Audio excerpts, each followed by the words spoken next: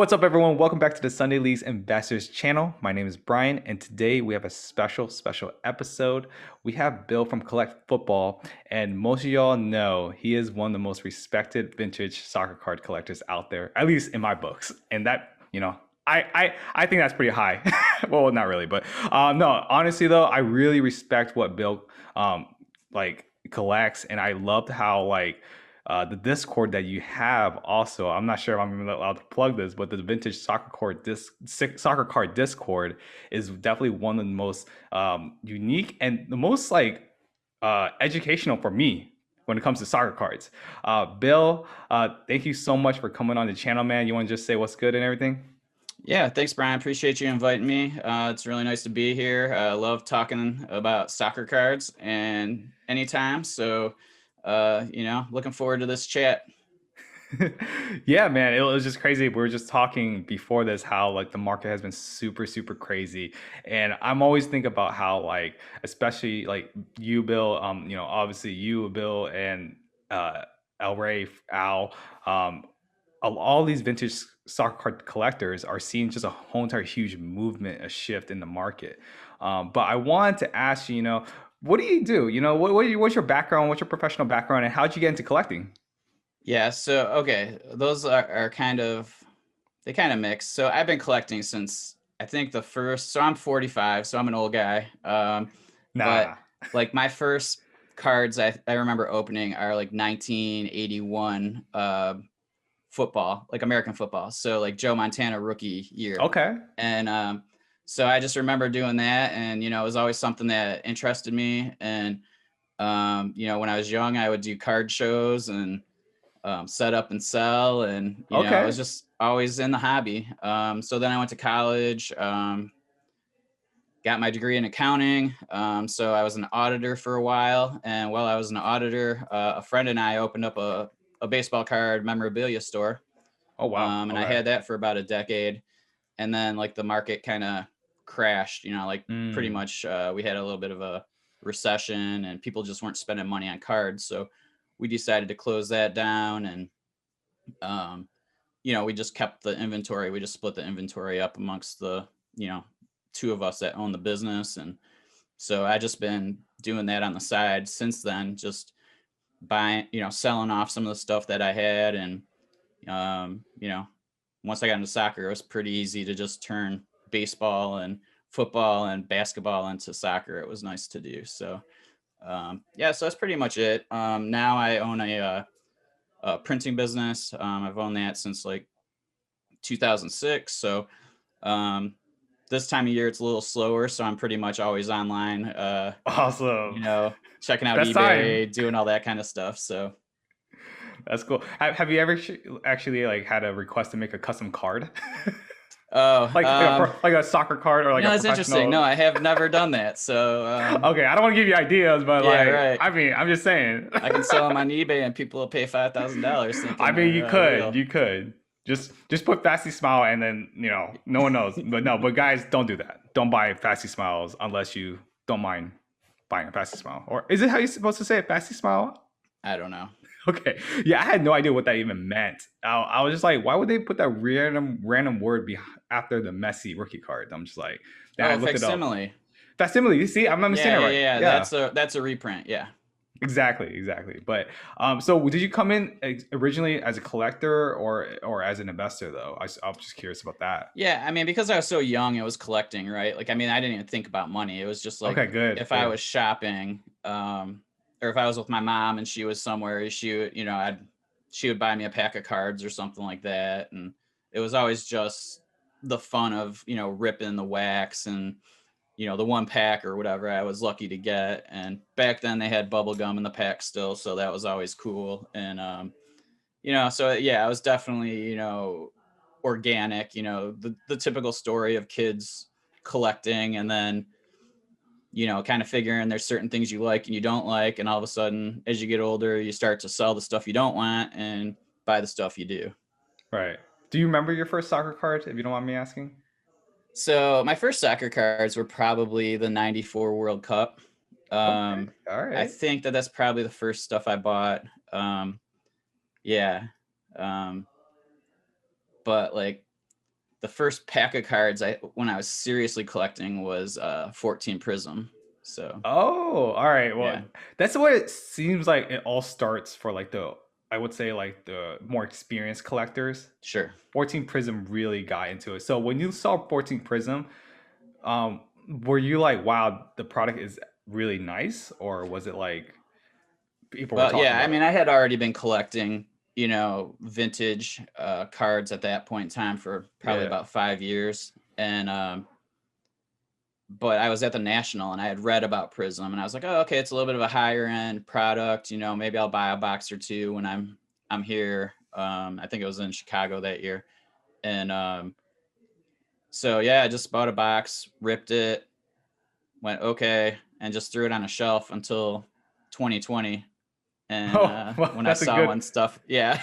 that's a good way to do it. Yeah. Yeah, I actually was looking up like how much I could sell it for last February, and I could have gotten $50 for the box. And then I was just happened to be on eBay flipping through, and I saw that the Ronaldo was going for good money, and the Neymar, and I knew I had both of those, so I ended up getting like 1,000 out of that box, Oh my which I would God. have gotten 50 for 6 months prior. So yeah, it was just crazy, just to see all of that happen, and that's really what jump started, everything. So I'm happy it Awesome. happened, right?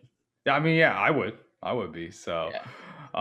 but I want to ask you real quickly about, do you collect 1970 stickers, by the way, from Panini, or are you into I that, do have or? some. I Okay. don't have a lot, so I wouldn't say I collect them. Usually, Okay. like my collecting is 60s and before. Typically, like that's where my wheelhouse Oh, is. it's far, far I away. was just doing a PSA submission, and I had to like dig through my whole house to find 20 cards from 1972 or later to submit. So that kind of Well, just tells you like where my collection is. what a problem to have.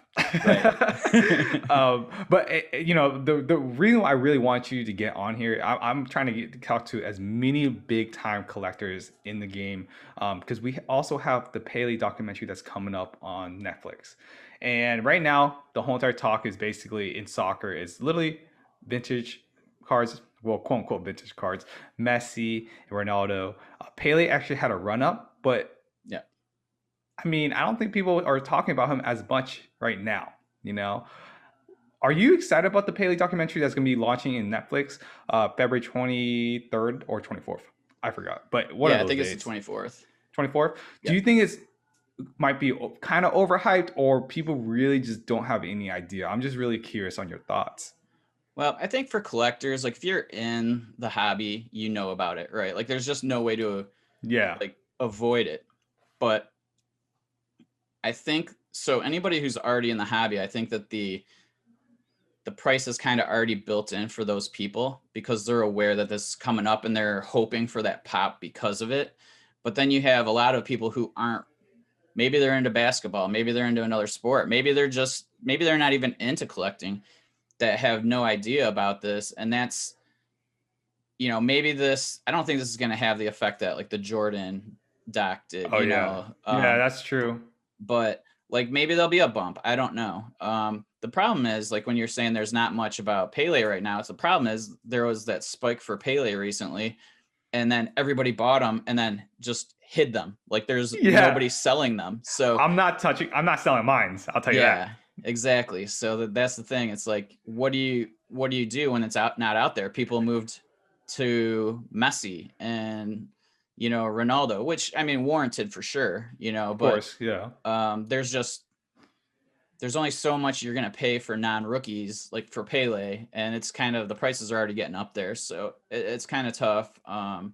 But we'll see. I mean, maybe some people get excited because of this documentary that had no idea about or hadn't even considered buying a card, and they're gonna go look into that now. And so we need a lot of those people, but to really like bump the price up. But I think that there's the possibility, but I'm not really like expecting to see like a 30% bump or anything like that.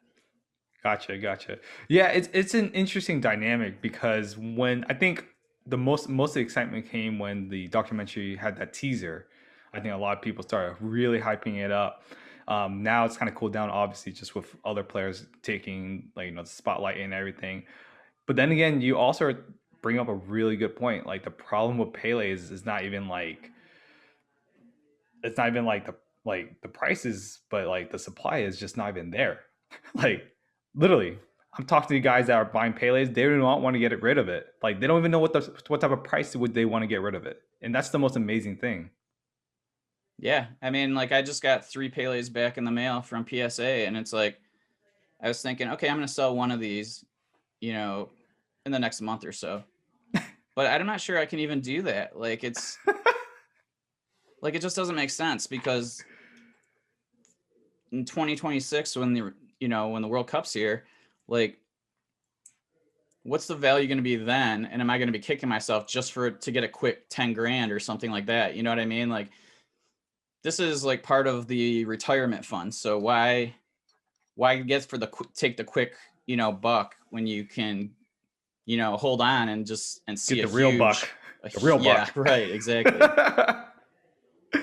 Yeah, it's just interesting to me. You know, we have a lot of kids that listen to our podcast and or watch our YouTube videos, and you know they're such really into prospecting. Sure. And you know, I think prospecting is really fun. I think it's exciting. You can make a lot of money for Yep. prospecting. But I also remember when I first got in.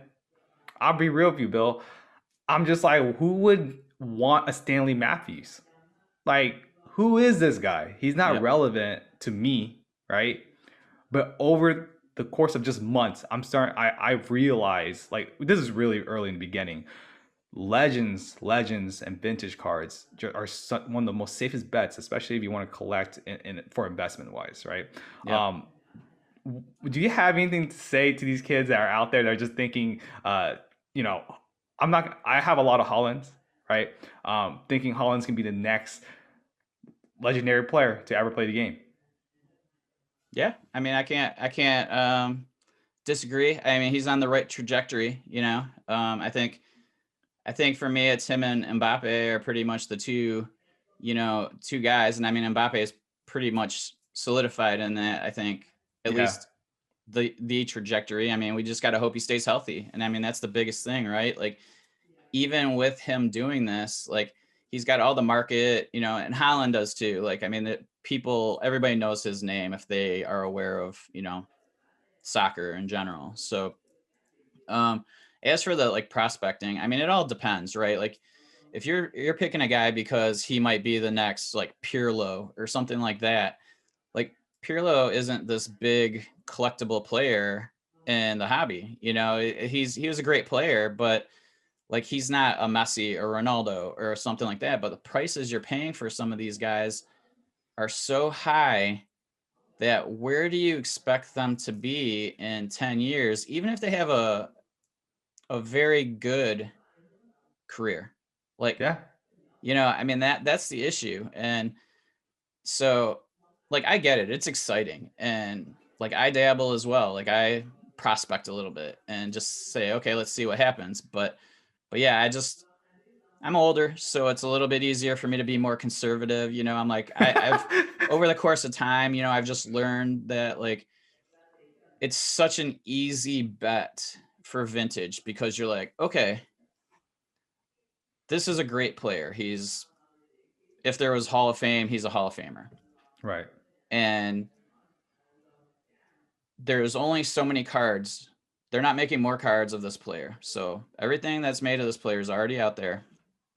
And there's going to be more and more demand as we go on because more people that are even buying only new cards right now, there's going to be a percentage, maybe small, but even if 5% of those people end up getting into vintage, there is that much more demand on these cards and they're just not out there. So it's like it's a pretty easy bet without any risk, in my opinion. Yeah, we talk about it a lot, Yeah, and w- one of the things we hear is just boring. It's not as exciting, right?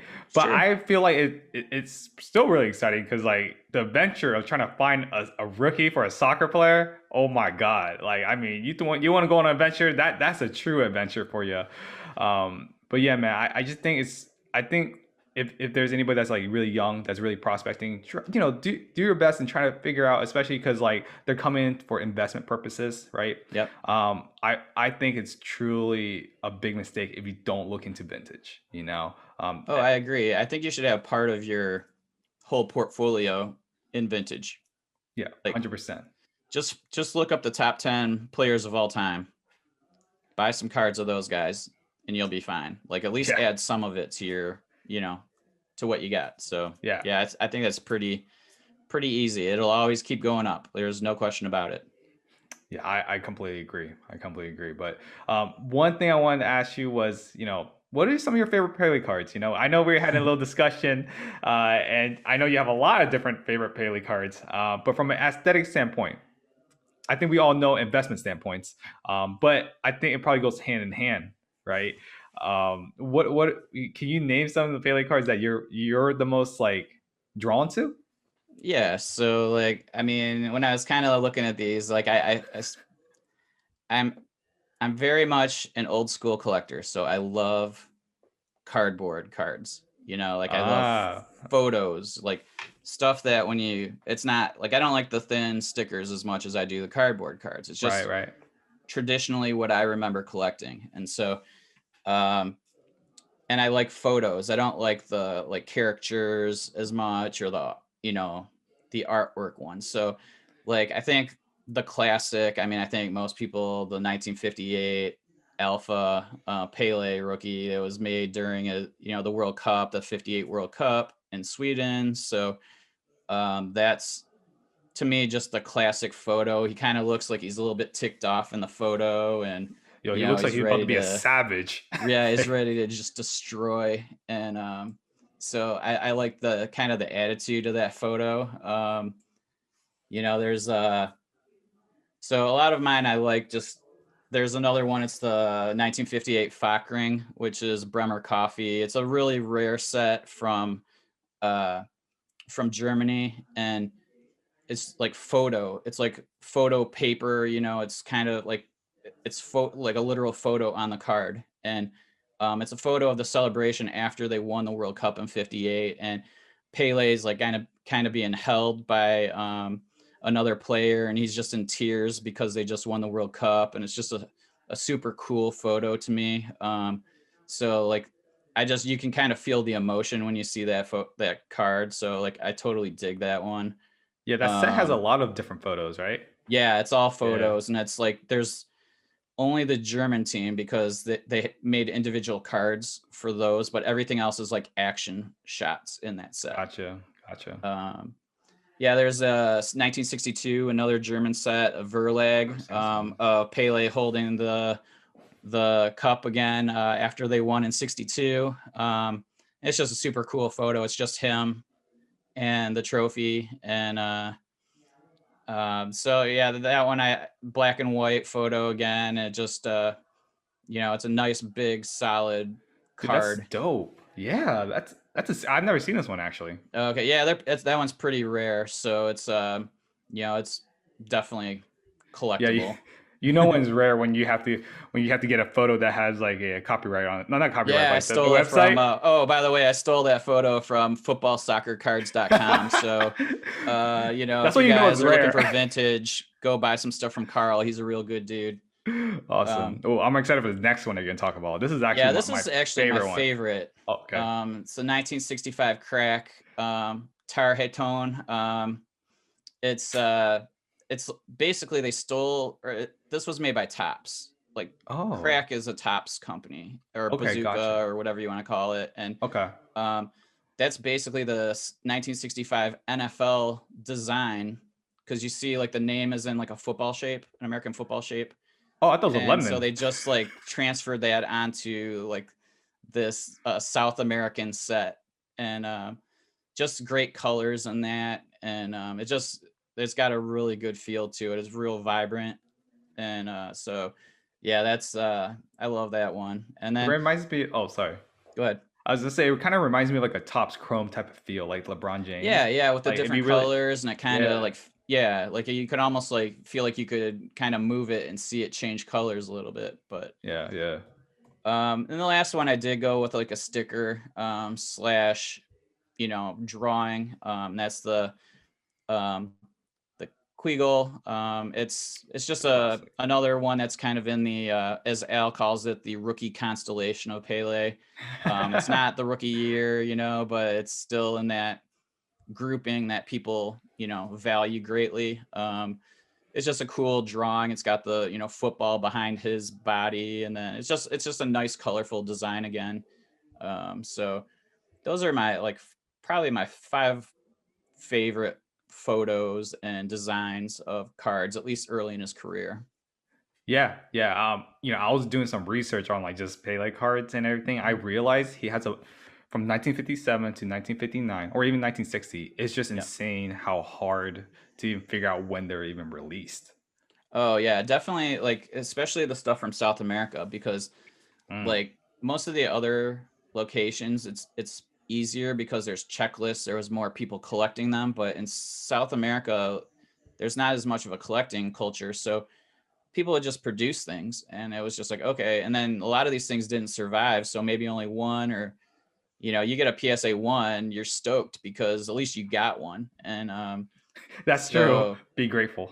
yeah, but even on like the albums that these things were supposed to be put in, there's no dates. So like people don't even know what to date them. You have to go through and if there's other players that you can find, okay, who did they play for during those years? You know what I mean? Like was he on this Yeah. team in this year? And you just start narrowing it down until you figure out when all of these guys played on their particular teams, and then you can get the year. But it's a lot of work. Yeah, yeah. I've heard from people you kind of have to do the research for PSA. Oh, for you, sure. Like like if you that's want it where back in any time, like I mean sometimes research for them can be years. So it's yeah, it's better for you to put in the effort than them. Yeah. And I was gonna ask you, do you know, like, I'm always curious about the 1970s Mhm. Pele. I'm curious about like I think the 1964 Calciatore Pele. Okay. I think it was like the first Panini of Pele, I believe, or am I wrong? Yeah, you're I might probably right. Yeah, probably wrong, the but around calciatore, there. yeah, the stickers, yeah, like in Italy. Yeah, that would probably be the first one. I can't remember him being in any of the sets before then. Mhm. Yeah, yeah. Like those things are interesting to me because I feel like a lot of times. Or would you even have any advice for the people that want to get into Pele? You know, that's like, okay, well, I don't got 300 G's to throw on a Pele Alifa. Right. you know, um, do you have any advice about that? Because I kind of have my 2 cents a little bit too, but like I rather just get it from someone that's like that's done it. Well, I mean, now it's just a matter of figuring out what you can afford, and that's going to limit what you're looking for. So the one thing with the calciatories you got to be careful with is, especially later in the '60s, there's a lot of reprints and that sort of thing. Oh, that's So true. so you just got to be careful if you're going to buy those. Which, if that's the case, then is there some earlier? I don't know the answer to that. Um, but I mean, it's just a matter of like, okay, your limit is $200. Well, I mean, you're just gonna have to find what Pele sells for that. And I think buying any Pele from 1980 or earlier, like from when his playing days, I mean, I think that that's fine. I mean, even if squeaking into the 80s, if that's all you can afford, then I don't see a problem with that. I see a lot of these cards from '84 even shooting up in value now. So, I mean, that's after his playing days. And Yeah.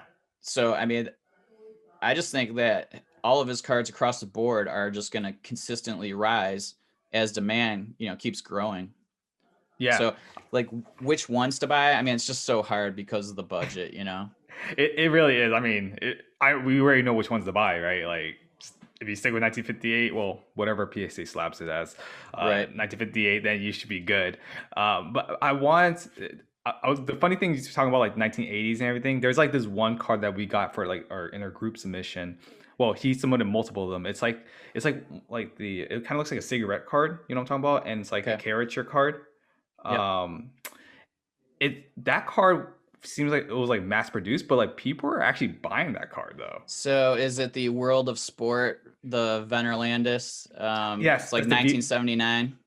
Yeah. Like, and I was just like, man, those things were there on eBay for like literally $10. Now they're just like, what, Yeah, like I was buying those for $2 a piece, and dude? Yeah, yeah, like those were just cards you didn't even want, and now like PSA 9, like these things are like perfect condition, like every single one of them almost, and PSA 9s are now selling for like $400, and it's just it just happened within the last month because people are running out of things and everybody loves high grades, so I mean, honestly, just buy anything, and if all you can afford is, an 84, like there's I think it's called Rothmans.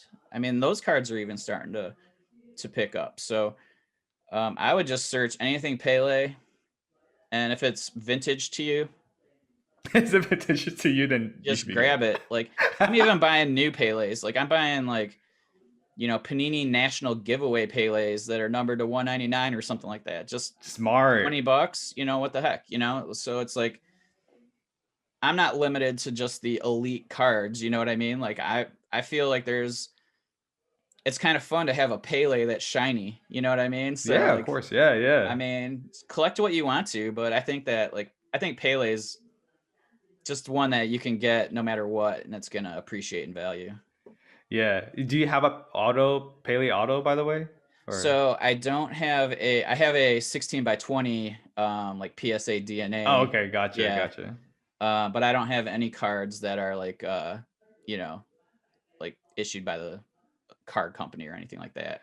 It's all right. He signs a lot too, so you're. I don't think you're gonna be.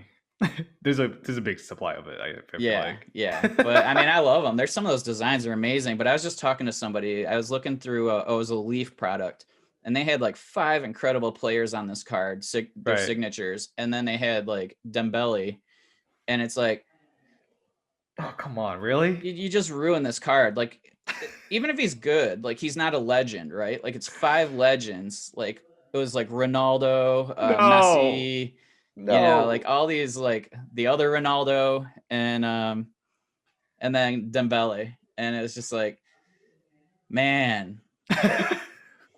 But but these autograph cards, I mean, they're pretty cool. Like especially you can get on card autos. Like I Oh mean, yeah, those are pretty sweet. So yeah. I agree, man. I agree. Last question. I was gonna ask you what young players you're collecting, but I Mhm. actually wanted to ask who's your top five PC, if you don't mind me asking. like who I collect. Yes. Okay. Um, I probably won't know these guys, but I'm ready. yeah. So like mine are like so. I'm very into the start of soccer history. So I'm very Oh, much like the early English. So like I focus mainly on the stars from back then. There's a guy named Billy Meredith. yeah, I He know was about probably him. like one of the first superstars of soccer. Um, and he actually he played for Man City. Then he got caught bribing a player on the opposing team, so they kicked him off Man City. So he went to play for Man U, Oh, and nice. then like about I think it was about 12 years later, he ends up going back to City to end his career. So it's just kind of like these weird, funny old stories where like bribery and all that kind of Yeah, stuff's happening. There's another guy named Steve Bloomer. I've heard of Steve Um, Bloomer. so those are like two of my main focus. Pele, of course. Eh, Trying to think of who else. Stanley Matthews and probably Bobby Charlton. So Bobby I'm Charlton. very Good much shout. English to start, but I also love like I mean, kind of look around if you're looking to get into vintage at the different countries, like Spain, like their early cards are beautiful, like just the designs and they're so Yeah. ornate. And um, there's, a lot of the players that started Barca, and the team is just like Paulina Alcantara. Like he had, um, he was the leading scorer up till Messi. Like it's just like first, and he scored he was 15 years old when he scored his first goal. What the? Um, it's just like he was like a stud back then. So um, Yeah, I mean, most of mine are British because that's kind of where I focus because I like the early history of the game. But Yeah, I buy stuff from all over. Alfredo Di Stefano is another one that's from a good shout. Argentina. He's one that I really focus on. So mainly guys like that. And real quick, the new guys I buy Mbappe and it's really just him. Um, Surprise. but yeah, I probably need to add a Holland before I get priced out. Oh man, that yeah, I don't know. Those two guys are something else right now. Just playing the top of their form, top of their form. Um, but Bill, thank you so much for coming on our show, man. It really means a ton. I know you're a busy guy, especially man. It's always popping in your Discord. I can't Yeah, even keep man. up. But make sure to join the Discord. Bill's Discord. If you want to learn about vintage soccer cards, there's a lot of very educated collectors in there. But Bill, where can they find you, by the way, besides the Discord? Yeah, so you can find me on Twitter. You can find me on Instagram, Collectfutbol. That's pretty much the two best ways. Or you can find me on YouTube for my show, Collectfutbol Live. And yeah, man, appreciate you having me on. This was a blast. I know I can ramble, so I'm sorry about that. Man, I was listening. I'm like taking mental notes because I didn't want to be looking like I'm texting. No, no. And I was gonna say one last thing about your Collect Football YouTube channel is super, super underrated. You can learn a lot on that channel because sometimes I just hop on there. I'm just like, man, like just a wealth of vintage knowledge. I'm just like, it's just crazy, just Yeah, I crazy. So appreciate thank you. that. Yeah, it's always fun to talk about it, man. It's just yeah, it's always fun. It seems like the market changes every like other day. So Hour um, now. yeah, man, it's just like every time. Whoever thought like we never thought that would happen to vintage, but vintage is usually a slow burn, but stuff's just blowing up right now. It's just That's what they crazy. all said. They're like, yeah, it just increases by little, but very safe investment. Yeah. I And remember. now all of a sudden, like, yeah, my cards are all like 4K or 4X what they were like a month ago. It's just insane. Yeah, yeah, yeah. All of a sudden, Phil Foden doesn't look as tasty, Yeah. right? Exactly. But thank you again, Bill. But guys, make sure to rate and subscribe. Make sure to follow Bill on Collect Football and check out his YouTube channel. With that being said, guys, talk to you guys soon.